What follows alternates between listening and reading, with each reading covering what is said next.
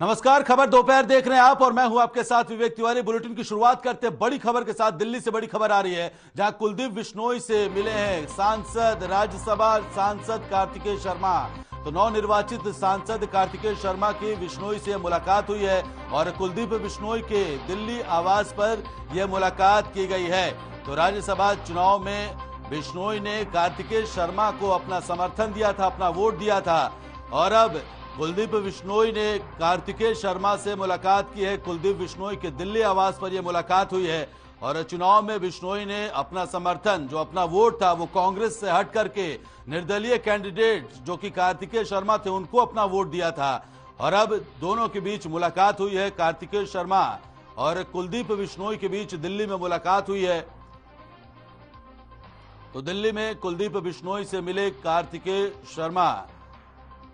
तो कुलदीप बिश्नोई से राज्यसभा सांसद कार्तिकेय शर्मा की दिल्ली में मुलाकात हुई है और दिल्ली आवास पर यह मुलाकात हुई है। कुलदीप बिश्नोई के आवास पर यह मुलाकात की गई है। आपको बता दें कि राज्यसभा चुनाव के दौरान कार्तिकेय शर्मा को कुलदीप बिश्नोई ने अपना समर्थन दिया था। और इसी बीच एक और बड़ी खबर आपको बता दें चंडीगढ़ से आ रही है जहां हरियाणा के परिवहन मंत्री मूलचंद शर्मा का बयान सामने आया है। उसके बारे में भी आपको बता देते हैं। मूलचंद शर्मा ने कहा है कि प्रदेश को जल्दी मिलेंगी 800 नई इलेक्ट्रिक बसें। तो मूलचंद शर्मा की तरफ से यह बयान आया है और साथ ही साथ मूलचंद शर्मा ने अग्निपथ योजना की तारीफ भी की है और कहा है कि युवाओं के हित में ये योजना है। मूलचंद शर्मा का बयान सामने आया है। प्रदेश को जल्दी 800 नई इलेक्ट्रिक बसें मिलेंगी, इस बात को लेकर के इसकी पुष्टि की है परिवहन मंत्री मूलचंद शर्मा ने। इसके साथ ही साथ अग्निपथ स्कीम जो केंद्र सरकार की योजना है अग्निपथ, उसकी भी मूलचंद शर्मा ने तारीफ की है और तारीफ करते हुए कहा है कि युवाओं के हित में ये योजना है।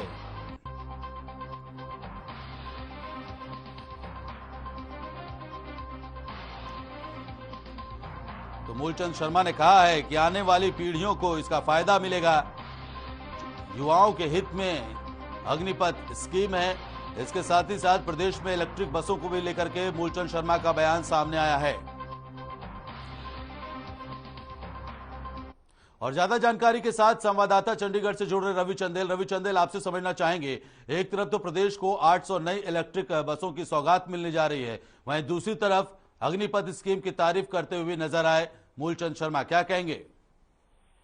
देखिए, जिस तरीके से लगातार जो है ये कवायद की जा रही थी सरकार की तरफ से कि प्रदूषण, जिस तरीके से प्रदूषण का स्तर जो है वो लगातार बढ़ता जा रहा है, तो उसको लेकर जो है सरकार काफी समय से जो है वो इलेक्ट्रॉनिक बसों को बेड़े में जोड़ने का प्रयास कर रही थी। लेकिन अब जिस तरीके से परिवहन मंत्री मूलचंद शर्मा द्वारा जो बयान दिया गया है कि 800 इलेक्ट्रॉनिक बसेस जो है वो बेड़े में शामिल होगी, निश्चित तौर पर सरकार द्वारा प्रयास किए जा रहे हैं। जिस तरीके से एनसीआर क्षेत्र के अंतर्गत जो है वो प्रदूषण का स्तर जो है वो लगातार बढ़ता जाता था, उसको मद्देनजर जो है अब सरकार जो है वो 800 इलेक्ट्रॉनिक बसेस जो है वो बेड़े में शामिल करने जा रही है। और हाल ही में अगर हम बात करें परिवहन मंत्री की, तो हाल ही में परिवहन मंत्री जो है इलेक्ट्रॉनिक बसेस के रिगार्डिंग जो सेमिनार था वो नॉर्वे में, यूरोपियन कंट्री नॉर्वे में जो है वो अटेंड करके भी आए हैं। जी ठीक है, तो जिस तरह से अब ये प्रदूषण मुक्त बनाने की कवायद में नई 800 बसें आ रही हैं, आगे और क्या प्लानिंग है? किस तरह से इलेक्ट्रिक बसों को बढ़ावा दिया जाएगा, इस बात को लेकर के कोई जानकारी? देखिए, जिस तरीके से इसको लेकर अभी से नहीं बल्कि काफी समय पहले से जो है वो प्रयास किए जा रहे थे, तो बाकायदा जो है एक ब्लू प्रिंट जो है वो इसका तैयार किया जा चुका है। और साथ ही साथ जीटी रोड के ऊपर जो है वो अगर हम बात करें तो इलेक्ट्रॉनिक बसेस के इलेक्ट्रॉनिक बसेस को चार्ज करने की जो फैसिलिटीज हैं उसको अवेल भी करवाया जाएगा। तो इसके मद्देनजर जो ब्लू प्रिंट है वो ऑलरेडी तैयार है। जीटी रोड के ऊपर जो होंगे वहां पे जो है वो इलेक्ट्रॉनिक बसेस को चार्ज करने की फैसिलिटी भी अवेलेबल करवाई जाएगी। साथ ही साथ अन्य इलाकों में जहां जहां ये बसेस जाएंगी उस तरीके से जो है इलेक्ट्रॉनिक बसेस चार्जर जो है वो भी इंस्टॉल किए जा रहे हैं ताकि किसी भी तरीके की दिक्कत ना आए। जी ठीक, बहुत शुक्रिया रवि चंदेल आपका तमाम जानकारी के लिए। वहीं सीएम मनोहर लाल ने ट्वीट किया है और सीएम मनोहर लाल ने यह ट्वीट कर वीरांगना रानी लक्ष्मीबाई को नमन किया है। सीएम ने ट्वीट में रानी लक्ष्मीबाई को अतुलनीय शौर्य और अदम्य साहस का प्रतीक बताया है। सीएम ने ट्वीट में लिखा कि वीरांगना रानी लक्ष्मीबाई जी को उनके बलिदान दिवस पर कोटि कोटि नमन। रानी लक्ष्मीबाई का यह बलिदान दिवस मनाया जा रहा है, तो आपको बता दें कि सीएम मनोहर लाल ने ट्वीट कर नमन किया है रानी लक्ष्मीबाई को।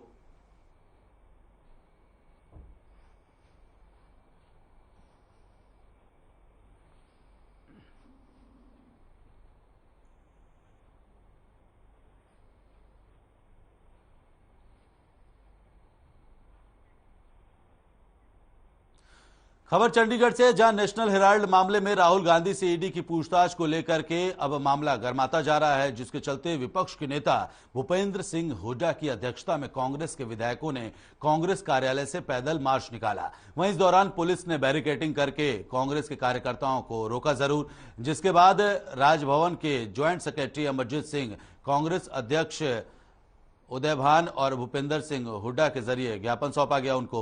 इस मौके पर भूपेंद्र सिंह हुड्डा ने कहा कि राहुल गांधी को ईडी के जरिए बार बार बुलाए जाने और अग्निवीर योजना के खिलाफ आज राज्यपाल को ज्ञापन सौंपा जाएगा। साथ ही उन्होंने कहा कि अग्निपथ योजना सरकार को वापस ले लेनी चाहिए। वहीं कांग्रेस अध्यक्ष उदय भान ने कहा कि जिस तरीके से केंद्र पर ईडी के दुरुपयोग करने का आरोप लगाते हुए कहा कि जिस तरीके से ईडी का दुरुपयोग केंद्र सरकार की तरफ से किया जा रहा है वो वाकई में निंदनीय है।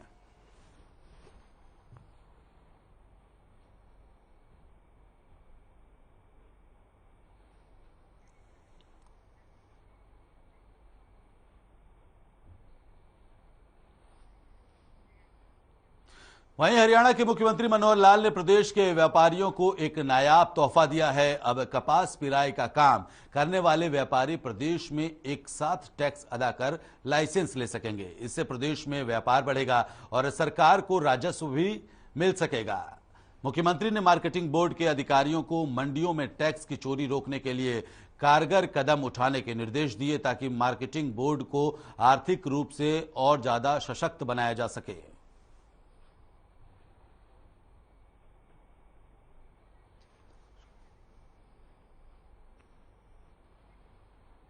वहीं अंबाला पहुंचे गृह मंत्री अनिल विज ने अग्निपथ के विरोध में तोड़फोड़ और आगजनी करने वालों पर बयान देते हुए कहा है कि तोड़फोड़ करने वालों को किसी भी सूरत में बख्शा नहीं जाएगा। आगजनी करने वाले लोग सेना में जाने वाले नहीं हो सकते। साथ ही उन्होंने कहा कि शरारती तत्व देश की शांति को भंग करने का प्रयास कर रहे हैं। वहीं अनिल विज ने कोरोना को लेकर कहा कि प्रदेश में कोरोना नियंत्रण में है और हालातों पर नजर बनाए हुए हैं।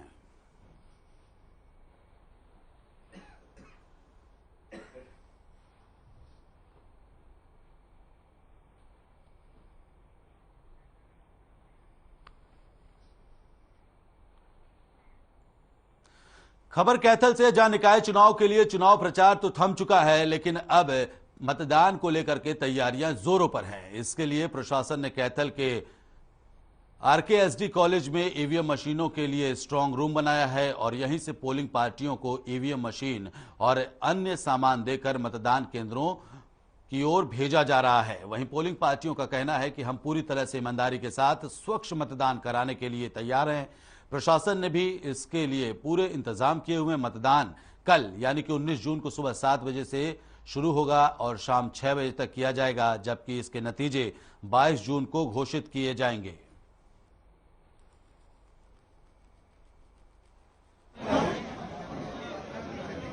सारी तैयारियां पूर्ण हो चुकी हैं। यहाँ से इनको सामान दे दिया गया है। अब वो अपना अपना सामान चेक कर रहे हैं। अगर कोई किसी फॉर्म की कोई कमी होती है तो वो अभी से इनको दे दिया जाएगा। उसके बाद ये जो पोलिंग पार्टियां हैं अपने अपने बूथों के लिए रवाना हो जाएंगी और जो अपने बूथों पर पहुंच के देखेंगी कोई कमी पेशी तो नहीं है वहाँ, कोई किसी फर्नीचर की या कोई और उसको पूर्ण करेंगी। शासन की तरफ से बड़े जोर शोर से और समर्पण भाव से चुनावों के लिए व्यवस्था की गई है। तो हमारे यहाँ कितने पोलिंग बूथ है, क्या इंतजाम आता है? सर, यहाँ पे पोलिंग बूथ 103 है और 31 वार्ड हैं, जिसमें इस लोकतंत्र के पर्व पर मतदाता, चेयरमैन और जो एमसीज हैं उनके भविष्य का। वहीं भिवानी में चुनाव प्रचार खत्म होने के बाद पुलिस प्रशासन पूरी तरह से चौकस हो गया है, जिसके चलते पुलिस ने शहर में फ्लैग मार्च निकाला और शांतिपूर्ण तरीके से चुनाव प्रक्रिया संपन्न करवाने का संदेश भी दिया। इस दौरान जिले के डीसी आरएस ढिल्लो ने बताया कि चुनाव की सभी तैयारियां पूरी कर ली गई हैं। चुनावी अमला भी पूरी तरह से मुस्तैद है। 48 अति संवेदनशील बूथ हैं जिनमें सीसीटीवी कैमरे के जरिए निगरानी करवाई जाएगी।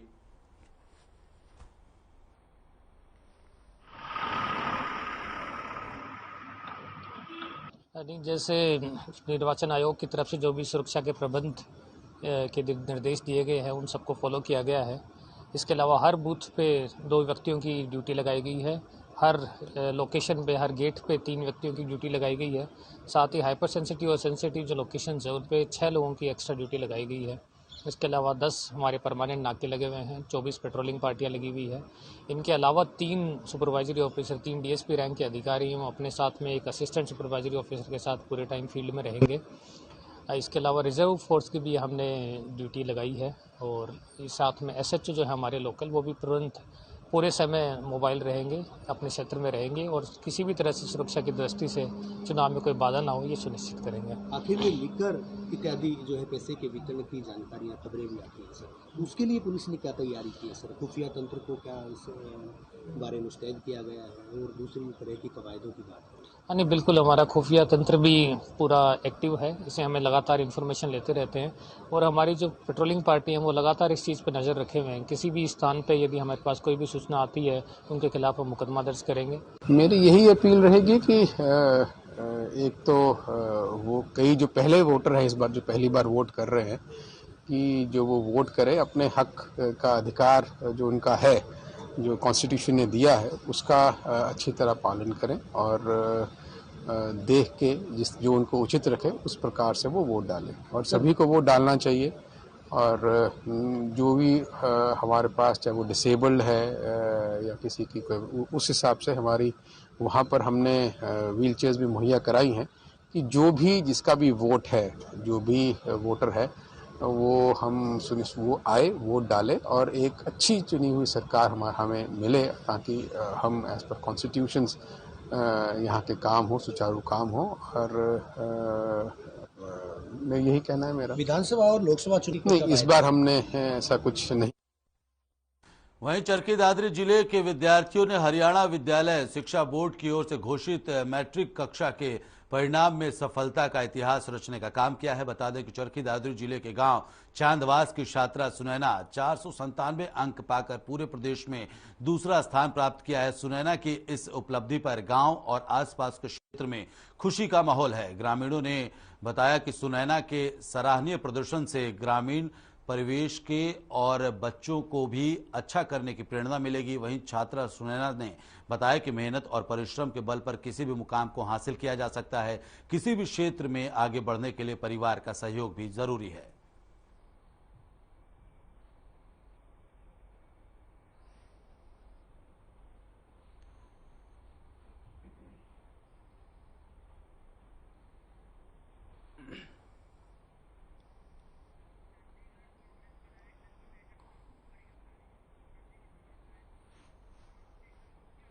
इसी बीच चंडीगढ़ से बड़ी खबर है, जहां कांग्रेस विधायक दल की बैठक शुरू हो गई है। तो चंडीगढ़ से बड़ी और अहम जानकारी आप तक पहुंचा रहे हैं हम, जहां कांग्रेस विधायक दल की बैठक शुरू हो गई है।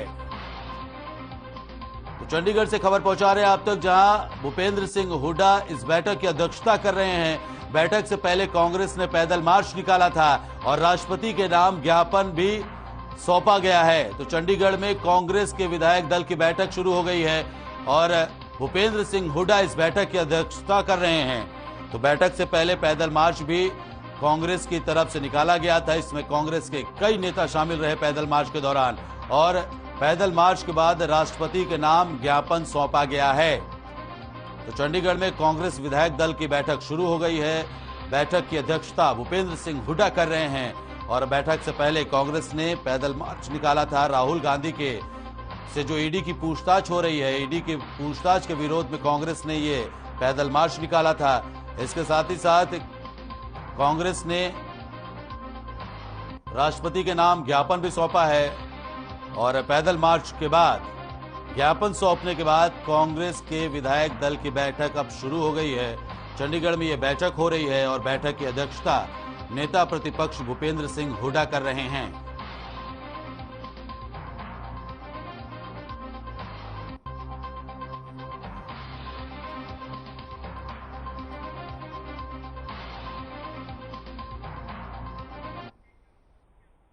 वहीं हरियाणा विद्यालय शिक्षा बोर्ड 10वीं का परिणाम घोषित कर दिया गया है और इस परिणाम में बोर्ड का 10वीं परिणाम जो है वो 73.18% रहा। इन परिणामों में लड़कियों का परीक्षा परिणाम 76.26 तो लड़कों का परीक्षा परिणाम 70.50 रहा। हरियाणा विद्यालय शिक्षा बोर्ड के अध्यक्ष डॉक्टर जगवीर सिंह और सचिव कृष्ण कुमार ने पत्रकार वार्ता कर इसकी जानकारी दी। 10वीं के परीक्षा परिणाम में अमीषा ने 499 अंक हासिल करके पहला स्थान प्राप्त किया है। साथ ही चरखी दादरी के गांव भांडवा की सुनैना, जींद के उचाना मंडी की खुशी और कैथल के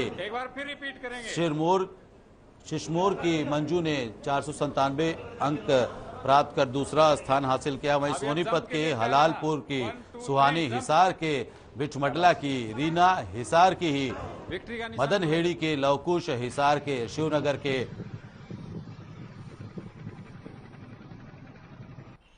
हिसार के शिवनगर की हिमांशी और भिवानी जिला के गांव मंडाना की हिमानी ने 496 अंक अर्जित कर प्रदेश में तीसरा स्थान प्राप्त किया है। हाथ उठाओ ऊपर, क्या दिक्कत होगी?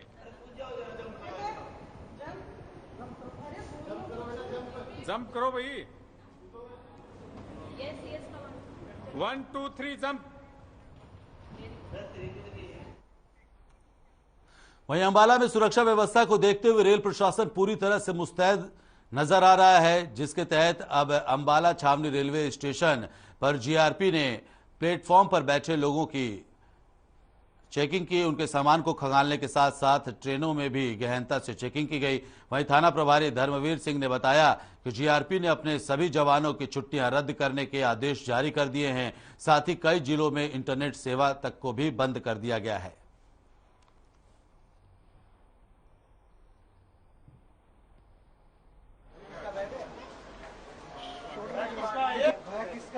और हमारे यहाँ अभी स्थिति शांतिप्रिय है और ऐसी कोई अप्रिय घटना नहीं है। ये छुट्टियां वगैरह रद्द की गई है? ये छुट्टियां ऊपर से आदेश आया हुआ, छुट्टी बंद है, छुट्टियां रेस्ट। हाँ जी। कोई इस तरह का कोई युवा मिला आता जाता जो यहाँ से? नहीं, ऐसा भी कोई युवा नहीं मिला। यहाँ पे शांति वहीं कैथल पुलिस को बड़ी कामयाबी हाथ लगी है। पुलिस ने ऐसे 2 आरोपियों को गिरफ्तार किया है जिन्होंने गोविंद कॉलोनी में 9 जून को धमकी भरा पत्र देकर फिरौती मांगी थी। वहीं CIA 1 में पुलिस अधीक्षक मकसूद अहमद ने प्रेस वार्ता के दौरान बताया कि मुख्य आरोपी पुष्पेंद्र और उसके नौकर जगदीश को पुलिस ने गिरफ्तार कर लिया है। दरअसल पुष्पेंद्र की एक फैक्ट्री है जो पिछले 2 सालों से नुकसान में चल रही है और लगभग 70 लाख रुपए के कर्ज को चुकाने के लिए आरोपी ने फिरौती मांगने की वारदात को अंजाम दिया था।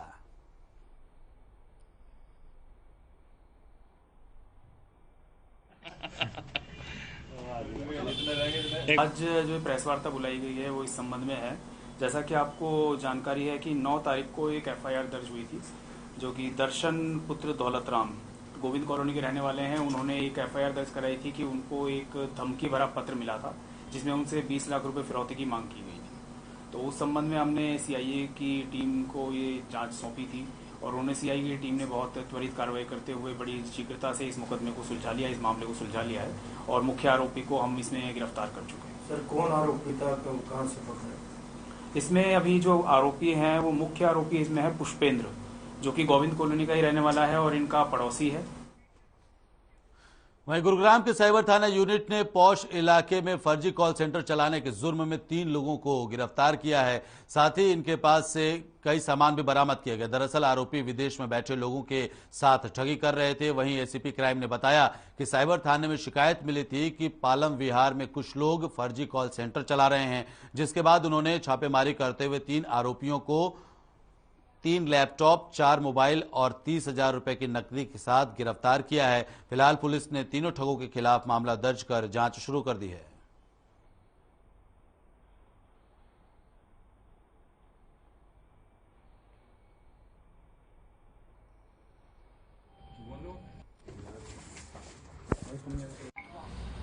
ये हमारी साइबर पुलिस स्टेशन को एक सूचना मिली थी कि कुछ लोग रिहायशी इलाके में, पालम विहार के इलाके में और फर्जी कॉल सेंटर चलाने का काम कर रहे हैं और उसके माध्यम से विदेशी लोगों के साथ धोखाधड़ी करके और पैसे हड़पते हैं, जिसके आधार पे एसीपी साइबर इंदिवर के नेतृत्व में और इंस्पेक्टर विजेंद्र SHO साइबर के दिशा निर्देशन में टीम ने उस पर रेड की और वहाँ पे इंस्पेक्टर ओम प्रकाश और उनके साथियों ने जाके मौके पे रेड की तो वहाँ पे 3 लोग इस धंधे में लिप्त पाए गए, जिनके नाम तुषार, मुकुल और समीर हैं। अब जब इनसे पूछताछ की गई इस बारे में तो ये पता चला कि ये विदेशी लोगों को बल्क में मेल भेज के और उनको सर्विस सेंटर के नाम पे नंबर प्रोवाइड कराते थे मेल्स में, और वो लोग जब उस नंबर पे कॉल करते थे तो ये उनकी जानकारियां हासिल करके और उनसे पैसे। खबर कुरुक्षेत्र से, जहां किन्नर समाज से बच्चे छीनने पर समाज सेवी प्राशीष कंवर ने नाराजगी जाहिर की है। उन्होंने न सिर्फ प्रशासनिक कार्रवाई को गैर कानूनी बताया है बल्कि हरियाणा सरकार और मुख्य सचिव को कानूनी नोटिस दिया है। इस संदर्भ में उन्होंने नालसा बनाम भारतीय संघ 2014 के उच्चतम न्यायालय के फैसले और ट्रांसजेंडर अधिनियम 2019 का हवाला दिया और बताया कि माता पिता ने अपनी मर्जी से किन्नर समाज को दिए गए बच्चे को गैर कानूनी नहीं कहा जा सकता है। किशोर न्याय अधिनियम 2015 के तहत भी किन्नर समाज पर कोई कार्रवाई नहीं की जा सकती। बता दें कि वर्तमान समय में भी यूपीएससी की परीक्षा में थर्ड जेंडर अपने कलम के जरिए अपना फॉर्म भर सकता है।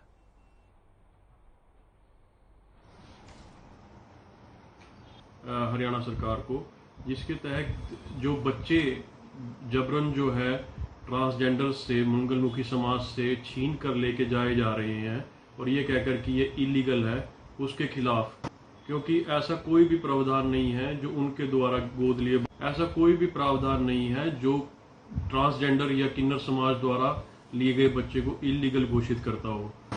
हालांकि उनके पास एक NALSA versus union of India supreme court की जजमेंट है 2014 की, जिसमें कहा गया है कि उनके पास सेल्फ परसीव्ड जेंडर डिटर्मिनेशन का राइट है।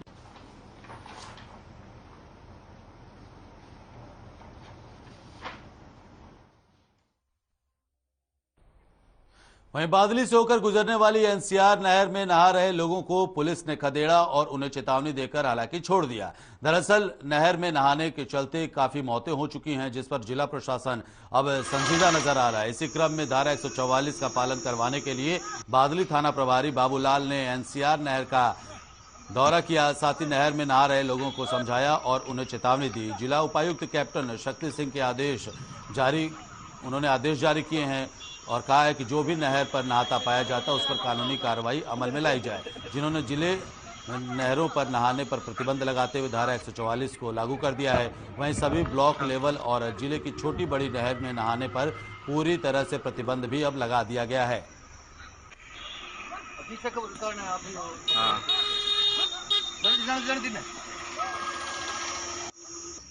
जो जिला प्रशासन की तरफ से हमें दिशा निर्देश प्राप्त हुए हैं और एसडीएम साहब की तरफ से दिशा निर्देश प्राप्त हुए हैं कि ये बादली के क्षेत्र में जो एनसीआर नहर गुड़गांव में जा रही है, पानी की सप्लाई हो रही है, इसमें काफ़ी लोग जहाँ भी रोड पर इंटरसेक्शंस हैं वहाँ पर रुक कर नहाते हैं और नहाते टाइम पे हादसे हो जाते हैं, जिसमें जिनको तैरना नहीं आता डूब जाते हैं। जो इस संबंध में हमने समय समय पर अपने क्षेत्र में बाड़सा से लेके बुकनिया तक पैदल गश्त राइडर वगैरह चक्कर लगाती है और जो नहाने के लिए आते हैं उनको वहाँ से खदेड़ा जाता है और उनके फ़ोन वगैरह लेके उनके पेरेंट्स को भी इस बारे में सूचना दी जाती है कि भाई ये हादसा हो सकता है, यहाँ पर बच्चों को ना भेजें। देखिए, बिल्कुल आपने ठीक कहा, डीसी साहब द्वारा सेक्शन 144 लगा हुआ है, यहाँ पर प्रोहिबिटेड है और इस बारे में पुलिस विभाग से भी बात की गई है और SHO साहब से भी अनुरोध किया गया है कि थोड़ा सख्ती से उन आदेशों की पालना करवाएं, क्योंकि बहुत सारे हादसे हो चुके हैं, बच्चों को अपना जीवन खोना पड़ता है और पूरे परिवार के लिए बड़ा दुख का समय आता है, तो उन चीज़ों को अवॉइड करें। चलो लीगली तो कानूनी रूप से तो हम सख्ताई करके इसको एनफोर्स कराएंगे, लेकिन मेरा सभी अभिभावकों से भी अनुरोध है, बच्चों से भी अनुरोध है कि इस तरह से यहाँ पर। तो फिलहाल खबर दोपहर में इतना ही। यहाँ रुक रहे छोटे से ब्रेक के लिए, ब्रेक के बाद भी खबरों का सिलसिला लगातार जारी है।